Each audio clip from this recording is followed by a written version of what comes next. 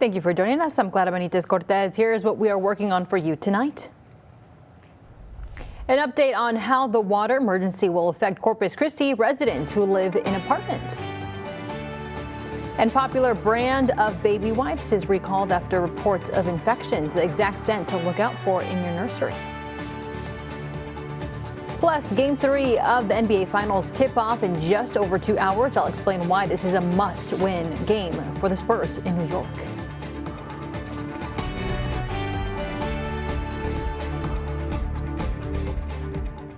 Well, good evening and thank you for joining us. I'm Clara Benitez Cortez. The next time City Council will meet will not be till the end of the month on June 23rd. So let's recap some of the important items that happened at last week's meeting.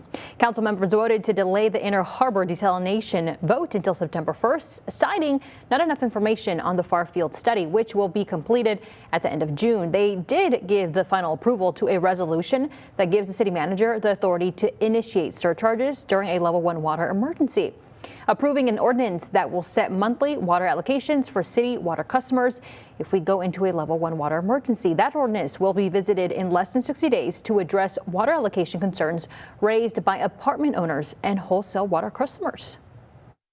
Hey everyone, I'm Drew Bishop, and if you're one of the thousands of people like me who live in apartment buildings in Corpus Christi, you could be looking at less water than the average homeowner in a level 1 water emergency. In the proposed plan for level 1 water emergency, apartment buildings would be treated like any other commercial business.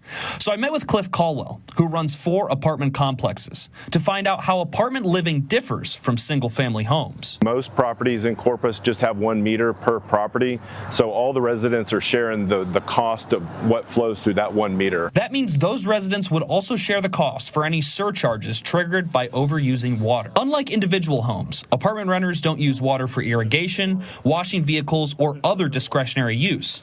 Caldwell says that adds another obstacle for his tenants. They're literally being asked not to use water for a week out of the month at a 25% cutback. So literally all they do is... That was Drew Bishop. Now, Axe H2O submitted their official business proposal to the city of Corpus Christi last week. Their 210-page submission was submitted on June 1st. They plan to offer desalinated water 24 months from the start at the Barney Davis facility in Flower Bluff, promising up to 150 million gallons per day. Now, they state they are privately funded, which will not add additional debt to the citizens of Corpus Christi. They also add no upfront costs will be needed to reserve water and no obligation to the city if water is not delivered on time. The company has requested the city to respond to an offtake agreement by June 18th. According to the city, there is no set date on when Axe H2O will appear before the city council. A former officer of the Refugio Police Department has been arrested. According to investigators, Daniel San Miguel was arrested over the weekend and charged with aggravated sexual assault of a child and official oppression. In a statement from Refugio ISD, Daniel San Miguel was assigned to the district from January to May of this year as a student resource officer. They add information currently available to the school district is limited. Well, cloudy skies to start our Monday, but how is the rest of the week shaping up to be? For that information, we are now joined by Chief Meteorologist Stephanie Lauber. No, glad we're going to get a little break from the rain, and I think while we still need plenty more of it, maybe a little bit of a welcome break because some showers did move around the weekend. I think we were all able to plan around it, but here's the view outside. It's a little gloomy. We're kind of in a transition between that wet weather pattern and kind of a drier setup for the rest of the week, but this is the view over downtown Corpus Christi, and one thing you'll notice, a little hard to see the New Harbor Bridge with all the gloom out there in the skies, but those beautiful Texas flags have no trouble showing those colors because we've got enough wind out there to just put it on full display. So here's how things are shaking up in your neighborhood. We are warm, we are humid, and that mugginess coming to us because of the predominant wind direction from the southeast. That is something that we're not quite going to shake. We're still going to have plenty of humidity, just the rain chances won't be as beneficial. We'll keep stray showers in the forecast, but here's how today is shaped up at Corpus Christi just as an example. Some changes we're noticing: didn't really have any reports of rainfall at the airport, and there was no significant impact on the temperature. As a result, we did have a little bit of the weebly wobblies, as I like to call it, right around noon, as temperatures kind of fluctuated with that wind situation and the clouds. Now, all this to say, if you're making plans for this week and they tend to be outside, maybe we want to finally get around to mowing the lawn, you'll want to pay attention to the 7-day forecast and what will be changing as we head through the next couple of days. I'll fill you in just a few. A powerful earthquake in the southern Philippines has killed at least 35 people.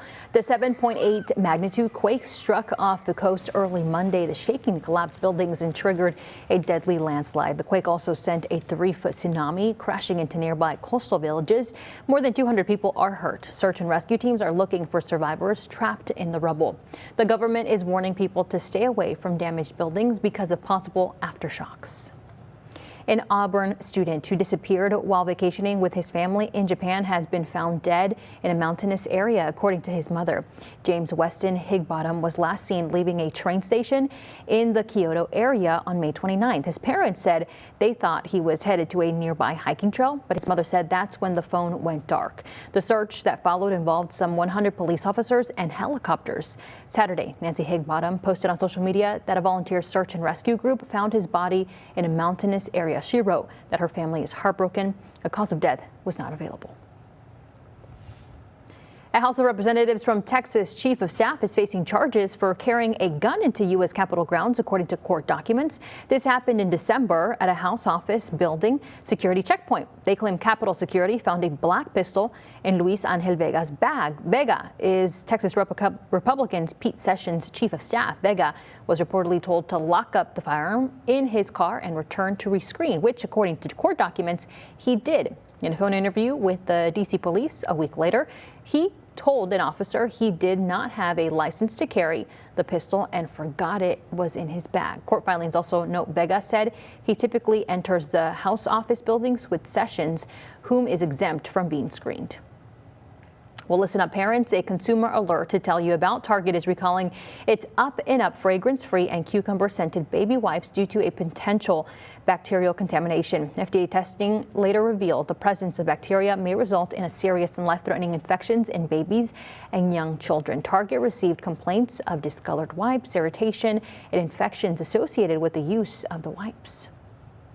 Well, let's talk some basketball now. We're just a couple of hours away from tip-off of Game 3 in the NBA Finals between the San Antonio Spurs and the New York Knicks. Now, tonight, the series shifts to the Big Apple. New York stunning the Spurs in San Antonio in the first 2 games to take a commanding lead. Celebrities will be out in full force, including New York City Mayor Zoran Mandami and President Donald Trump. Tonight's game is extremely important for the Spurs. No team has ever come back to win the NBA Finals after going down 3 games to none. Going down 0-2 at home is something that, we definitely didn't want to do. But, going back and watching it, those were very winnable games. Because of the president's trip to Madison Square Garden, there is an increase of security outside of the arena, and there will not be a watch party outside of MSG. Tip-off from New York is set for 7:30. Well, the plan to eradicate the New World screwworm. We'll hear from Governor Greg Abbott next.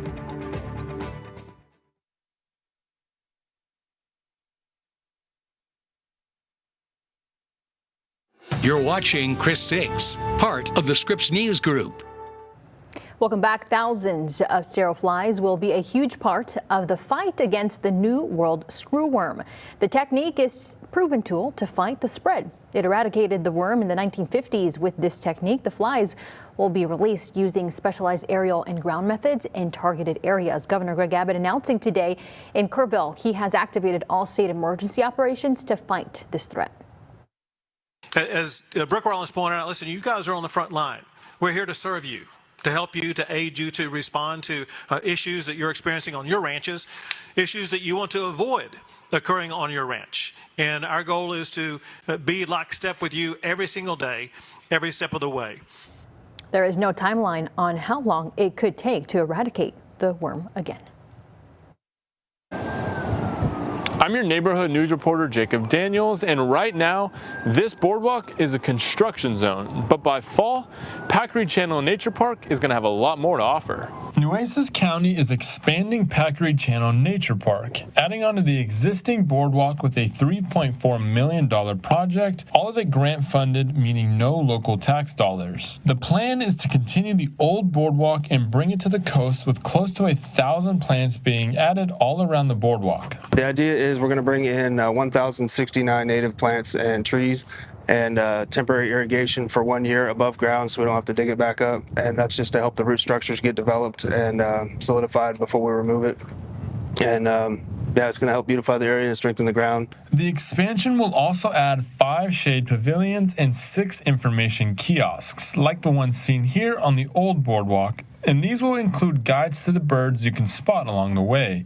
Being Pack Reed Channel is a noted stop on the Great Texas Coastal Birding Trail, and this expansion is designed to give more people access to that experience. For neighbor Paul Thomas Brown, who has owned property steps from the park since 2015, the expansion means more people will get to experience what he's enjoyed for years. Giving people more access to the birding down here is fantastic. The birding with this pond, with the Audubon stuff is fantastic, but you see a lot more of the smaller birds over in that area. So giving people more access to that, I think, would be really nice. The current boardwalk has been popular but limited in scope, something Paul says he's ready to see change. Number one, I'm excited they're doing something with the rest of the park. The original boardwalk, pretty limited in terms of access to it, so I'm glad they're doing things with it. Construction is on track with the county targeting completion this fall, and you can see construction crews already adding onto the boardwalk and landscaping already planting some of the foliage. We're shooting for a completion date of August to September depending on weather, so we would just ask to be vigilant of the construction area until then, and then once we have the opening, come out and enjoy it. When it's all said and done, more than 1,100 trees will be planted here and multiple spots for bird watchers, all grant funded. Reporting on the island, Jacob Daniels, Chris 6 News. Well, it'd be great for planting, some rainfall, right? We're taking a little bit of a break. I'll tell you when the rain comes back and what you need to know in its absence in your full forecast. That's next.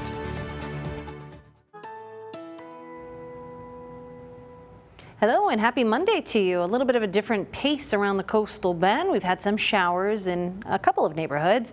Corpus Christi, not one of them, at least not at the airport. So officially we've picked up no rain, but you can feel all that moisture in the air around us. Just got an updated reading. If you missed it there, George West just updated 90 degrees, feeling like 97 when you step outside. The humidity is something we're all dealing with today. Down in Falfurrias, 89 at this moment, feels like 103, 83 in Heberville, feeling a little more true to temperature because we just had some showers roll through the area, and along the coast where we're in those middle to upper 80s, we're feeling like the upper 90s right now.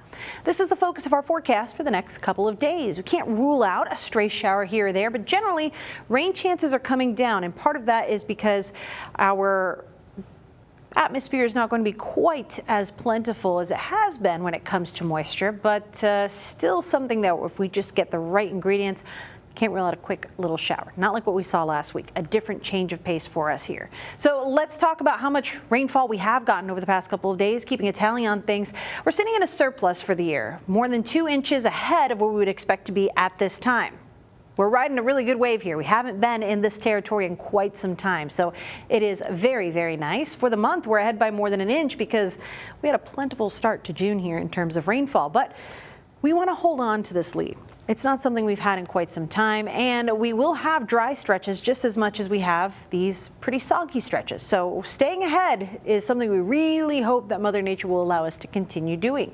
But with days like this, showers have been falling across the watershed. That's a plus. Just haven't seen any in our more coastal neighborhoods, at least not significant rainfall. It's because our rainfall pattern is kind of altered now. We're not seeing the same kind of conveyor belt of weather systems to come tap into all that moisture and bring us rainfall. We're on a limbo kind of stretch here right now. We're between high pressure that is across the southeast moving our way and building in. That'll keep things generally dry for the week, but we're not directly under high pressure. So we're kind of on the periphery there, and at times that can yield a quick shower, but don't expect meaningful rainfall to be accumulated here over the next 5 to 6 days. Rain chances do perk back up as we head on into the weekend. Looks like we might have a little wrinkle of low pressure that forms right off the coast, and that'll bring better rain chances to our coastal bend neighborhoods at large. And then Monday looks like the overall big weather picture will work in our favor. So in the absence of rain, what are we focusing on in the forecast is that we still have abundant and oppressive humidity and very warm temperatures. So with dew points staying solidly in those upper 70s and temperatures staying near 90 degrees, we're going to focus on heat risk as we go on through this week, starting with what you might expect for your Tuesday. A lot of orange on this map here. That means we are at least a 2 out of 4 moderate heat risk. But as you might see here in parts of, looks like it's right by Aransas Pass on our map here, little blips of red won't be out of the norm as we go into the next next couple of days because we'll start to lose some of this cloud coverage. That'll help bump those temperatures up just a little bit more. And with this humidity, it can feel much hotter. So one place you might go to seek refuge from the heat could be the coast. Tomorrow, we should be looking at a better situation with our rip currents. We have a high risk of rip currents out there right now. I think it'll improve by tomorrow, but you still want to be careful. Even a low risk of rip currents can be a problem. So swim with a buddy, especially if you're not a strong swimmer. Let's stay knee level or below, play it safe. And don't forget that SPF 30 or better, because even on cloudy days like today, you can get plenty of UV damage coming through those clouds. So a summary of what to expect over the next 7 days shows it's going to be hot, muggy, and at times we'll have passing clouds and a mix of sun in there, but we won't expect meaningful rainfall until the earliest this upcoming weekend. Stephanie, thank you. A Cuban native and resident of Portland is now getting help from the office of Congressman Joaquin Castro. 63-year-old Xiomara Campinoni Gonzalez has been in the El Valle Detention Center in Raymondville. Since November, she was taken into custody during a routine check-in with ICE. Her daughter says Xiomara's health is rapidly declining behind bars. She has diabetes and needs surgery. The family tells our Caja Telemundo anchor Nina Martinez they hope the congressman's intervention will lead to her release.